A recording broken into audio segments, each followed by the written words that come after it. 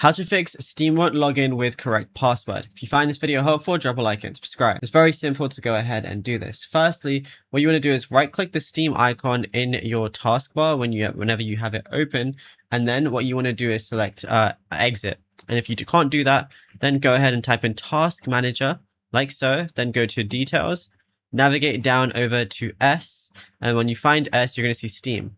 Right click it, and then what you want to do is end the process tree. And then all you want to do is press end process tree right here.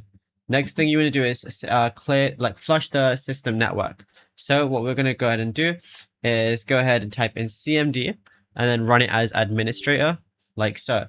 Then you're going to go ahead and type in the following things. So the first one is going to be ipconfig and then space / flush DNS. Once you do that, it's going to say it's flush the DNS server. Then we're going to do the next thing, which is going to be net sh winsock reset. Press enter again, and then you're going to restart your computer, and then that's it. It'll be good to go.